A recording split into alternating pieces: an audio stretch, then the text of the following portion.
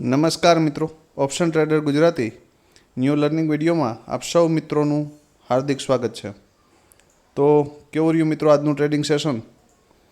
મારા મત મુજબ આજે પ્રોફિટમાં તમે હોવા જોઈએ, કેમ કે આપણી પાસે આ એક ટ્રેડ પરફેક્ટ મળ્યો છે અને ફરી અહીંથી આ ટ્રેડ પણ કેવો મળ્યો છે? પરફેક્ટ મળ્યો છે. કેમ કે આપણે જોઈએ ને તો ભાઈ આ એક 15 મિનિટની જે કેન્ડલ છે ને એ જ 200 પોઈન્ટની છે.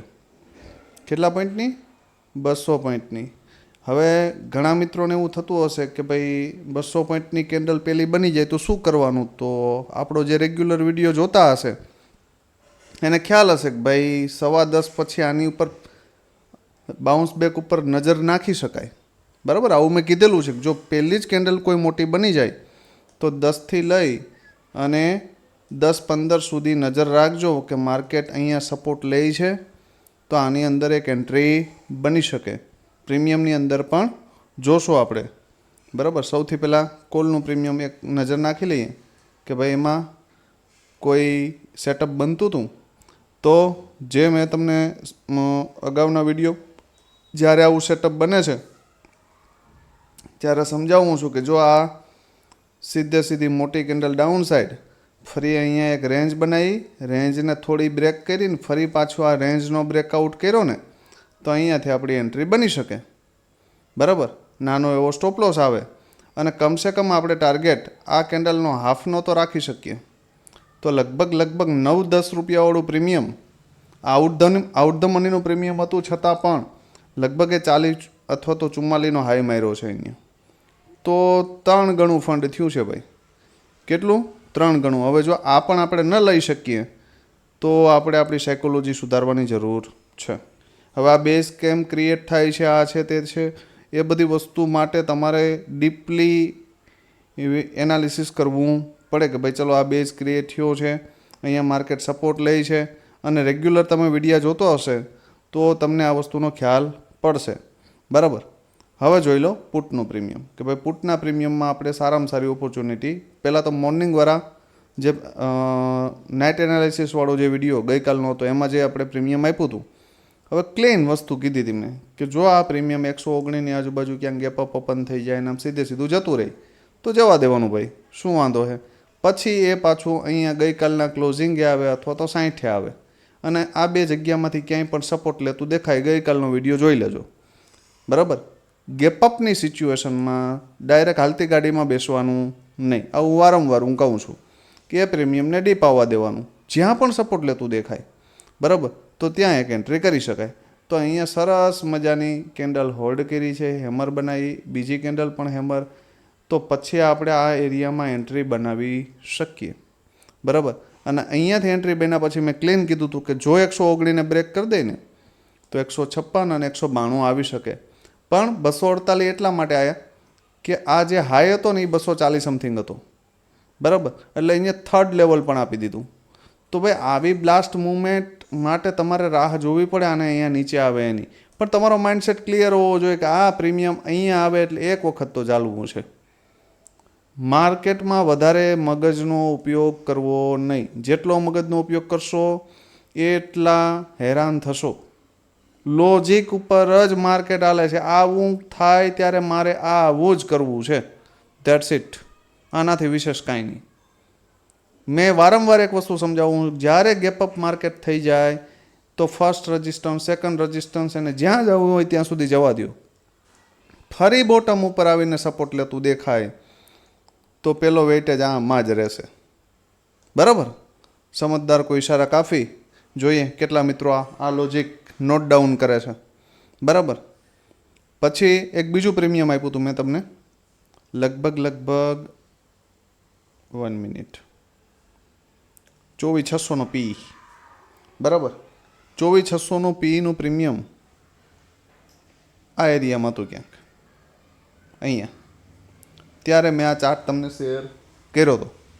બરાબર, અને યા તો આ એરિયામાં હતું ક્યાંક. બરાબર, બેમાંથી મને પરફેક્ટ આઈડિયા નથી પણ આ એરિયામાં જ હતું લગભગ.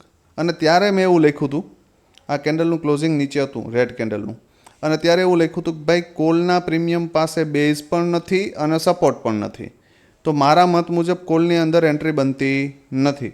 હા, પણ પુટના પ્રીમિયમ જો સપોર્ટ ઉપર આવે અને ત્યાં પોઝિટિવિટી દેખાય તો પુટના પ્રીમિયમમાં એન્ટ્રી લઈ શકાય. તો આ 29થી આ પ્રીમિયમ 120. બરાબર. એટલે હંમેશા કોઈ પણ ટ્રેડની રાહ જો, કેમ કે 1:1 ડેટા હતો તો આ પ્રીમિયમે ડીપ જ આવશે ભાઈ. બરાબર. કોલ પાસે તો કંઈ છે જ નહીં, પણ પુટનું પ્રીમિયમ જો ડીપ, તમને એવો પ્રશ્ન થતો હશે કે સાહેબ આ જ્યારે ડીપ આવ્યું ત્યારે કોલ ઉપર નહીં ગયો હોય. હા ગયો હોય, પણ એનું આપણી પાસે કોઈ કન્ફર્મેશન છે નહીં. નથી એની પાસે બેઝ, નથી એની પાસે સપોર્ટ, નથી એના ફેવરમાં ડેટા, તો આપણે એ ટ્રેડ પંચ કરી શકીએ નહીં. હા, આના ફેવરમાં છે તો અહીંયા એક એન્ટ્રી લઈ શકીએ. અને 8-10 પોઈન્ટનો એસએલ તો એક્સપાયરીના દિવસે લેવો પડે, એમાં કોઈ શંકાને સ્થાન નથી. હા, એવું હોય તો તમારી ક્વોન્ટિટી ડાઉન કરી શકો. હવે સેન્સેક્સનું કોલનું પ્રીમિયમ જોઈ લો. સેન્સેક્સના કોલના પ્રીમિયમમાં પણ સરસ મજાનો સપોર્ટ ક્રિએટ કરી માર્કેટ આ એરિયામાં, અને અહીંયાથી એક બાઉન્સ બેક કર્યો 231થી 397 ભાઈ, 150 પોઈન્ટ પ્લસ. બરાબર. આ ઓછા કહેવાય નહીં. બરાબર. એક સરસ મજાની એક મૂવમેન્ટ મળી. બરાબર. તો આ એક મૂવમેન્ટ એ ઘણી કહેવાય. દિવસમાં 2 જ મૂવમેન્ટ મળે ભાઈ. મારા મત મુજબ 2 જ મૂવમેન્ટ લેવાય, મળે તો વધારે લેવાય પણ નહીં. હવે જોઈ લ્યો પુટનું પ્રીમિયમ. હવે એની અંદર આપણો જે રજિસ્ટન્સ એરિયા હતા એની ઉપર ઓપન થયું અને અહીંયાથી તરત જ 2 ટાર્ગેટ અહીંયા આપી દીધા ફર્સ્ટ 15 મિનિટમાં જ. તો ભાઈ આમાં એન્ટ્રી બને? ના બને. બરાબર. હું તો એમ કહું અહીંયા પણ ન બને. હું તો એમ કહું અહીંયા પણ એન્ટ્રી કરાય નહીં. બરાબર. અને એન્ટ્રી કરી હોય તો અહીંયાથી એન્ટ્રી કર્યા પછી આ ટાર્ગેટ માટે બેઠા હોય તમે ઉપરના, બરાબર, આ હાઈના, તો તમારો એસએલ કોસ્ટ ટુ કોસ્ટ આવવો જોઈએ આટલું ફેર્યા પછી.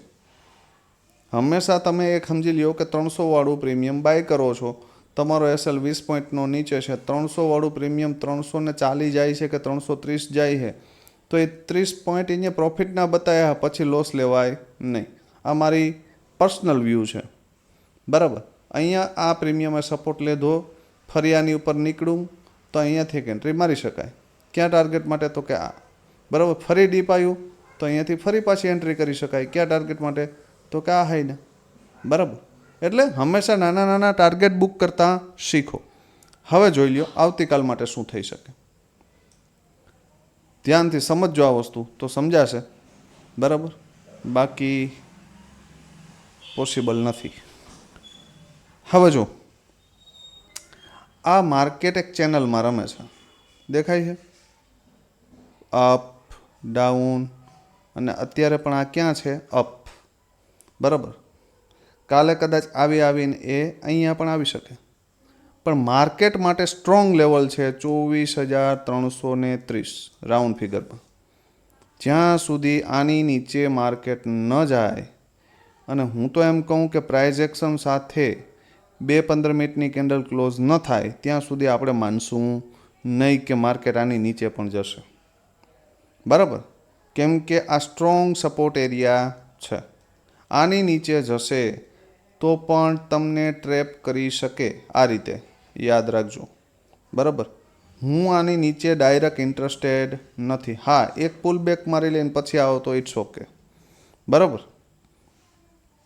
હવે મને આ એરિયામાં ક્યાંક માર્કેટ મળશે ને અહીંયા પોઝિટિવ કેન્ડલ દેખાશે તો હું અહીંથી બાયનું જ વિચારીશ. આ મારો પર્સનલ વ્યૂ છે.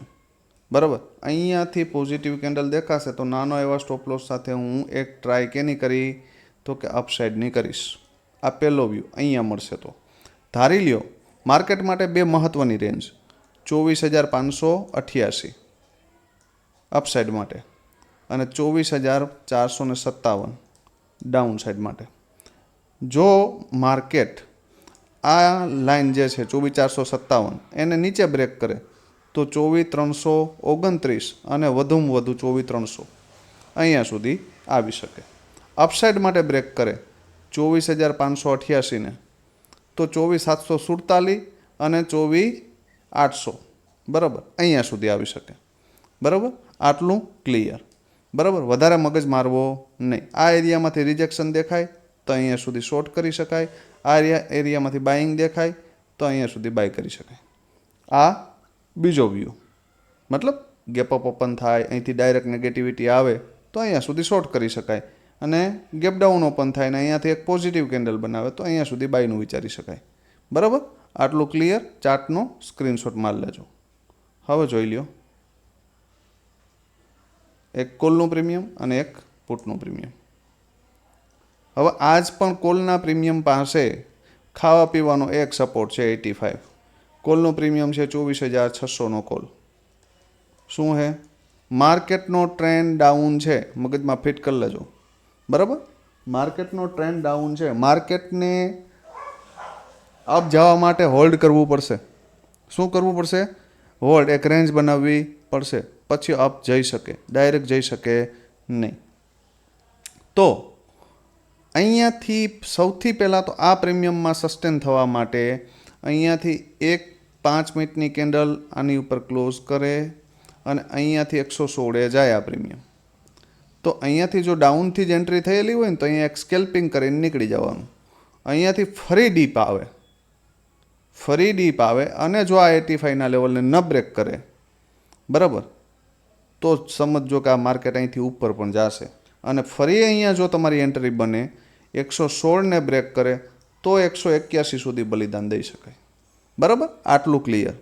ધારી લ્યો કે માર્કેટ આ એરિયામાં ક્યાંક ગેપ અપ ઓપન થાય અને અહીંયા આવીને સપોર્ટ લેતું દેખાય તો આની અંદર એન્ટ્રી કરી શકાય અને 116 પહેલો ટાર્ગેટ અને આને બ્રેક કરે, બરાબર, તો 150 બીજો ટાર્ગેટ અને ત્રીજો ટાર્ગેટ 181. આ બીજી કન્ડિશન. આની નીચે ઓપન થઈ જાય તો જ્યાં સુધી આની ઉપર ન નીકળે અથવા તો નવો બેઝ ક્રિએટ ન કરે ત્યાં સુધી આપણે આને ભૂલી જશું. સ્ક્રીનશોટ મારી લેજો. હવે જોઈ લ્યો એક પુટનું પ્રીમિયમ. પુટના પ્રીમિયમ છે 24,500નો પી. કયો છે? 24,500નો પી. હવે ભાઈ આ પ્રીમિયમમાં બે જ જગ્યાએ એન્ટ્રી થાય. ક્યાં? યા તો મારા મત મુજબ 42ની આજુબાજુ, કે અહીંયા ડીપ આવે, અહીંયા સપોર્ટ લેતું દેખાય અને 62ને બ્રેક કરી દે તો 103ના ટાર્ગેટ સાથે બેસી શકાય. આ પહેલો વ્યૂ. બીજી વસ્તુ, ધારી લ્યો કે થોડુંક જ માઇનોર ગેપ અપ ઓપન થયું અને ડીપ આવ્યું અને 62-63ની આજુબાજુથી રિટર્ન થાય તો આની અંદર એક એન્ટ્રી કરી શકાય અને 103ને બ્રેક કરી દે તો 156ના ટાર્ગેટ સાથે બેસી શકાય. એનાથી ઉપર જાય તો 192. બરાબર, ડાઉન સાઇડ માટેના લેવલ જો આ લેવલની ઉપર ઓપન થઈ ગયું ને તો આ બધા લેવલ ઓપન થઈ જશે. આ ક્લિયર રાખજો. પણ એક સારામાં સારી એન્ટ્રી પોઈન્ટ છે 42 એન્ડ 62. બરાબર, ધારી લ્યો કે માર્કેટ ગેપ ડાઉન ઓપન થયું આ એરિયામાં અને 17ની આજુબાજુ મળી ગયું, બરાબર, તો આ એક બેસ્ટ એન્ટ્રી પોઈન્ટ છે. 17થી બાઉન્સ બેક કરે તો 42 અને 62 સુધીના ટાર્ગેટ આવી શકે. ધારી લ્યો કે આ પ્રીમિયમ 130-140ની આજુબાજુ ઉપર ઓપન થઈ ગયું તો યા તો આ ક્લોઝિંગ સુધી આવશે યા તો 62 સુધી આવશે. આ બે એરિયા સુધી આવી અને આ બેમાંથી કોઈ પણ જગ્યાએ સપોર્ટ લેતું દેખાય, બરાબર, સપોર્ટ લેવાના નિયમ કાયદા તમને ખબર છે, બરાબર, તો અહીંયાથી એક એન્ટ્રી બની શકે અને 242 સુધીના ટાર્ગેટ મળી શકે. બરાબર, તો આવો મહત્ત્વના વિડીયો મેળવવા માટે option trader Gujarati YouTube channel અને ઇન્સ્ટા આઈડીને ફોલો કરી લેજો. બરાબર, અને આજે શું કર્યું છે એ ખાસ કોમેન્ટમાં જણાવજો. તમારી સાયકોલોજી શું હતી એ પણ જણાવજો કે ભાઈ લાઈવ માર્કેટની અંદર આજે થોડોક બીજી શેડ્યુલ હતો એટલે સપોર્ટ થયો નથી, તો આજે સપોર્ટ નથી થયો એને કારણે તમારા ટ્રેડિંગમાં શું ફેરફાર આવ્યો છે, બરાબર, એ ખાસ જણાવજો. બરાબર, એટલે વિડીયોને બને એટલો શેર કરજો, લાઇક કરજો અને ચેનલને સબસ્ક્રાઈબ ન કરી હોય તો કરી લેજો. અને ટેલિગ્રામમાં જે મિત્રો નથી જોડાણા તે બાયોની અંદર લિંક આપેલી છે, ત્યાંથી જોડાઈ શકે. બરાબર, આવતીકાલે ફરી મળીશું નવા વિડીયોમાં. ત્યાં સુધી જય માતાજી, હર હર મહાદેવ.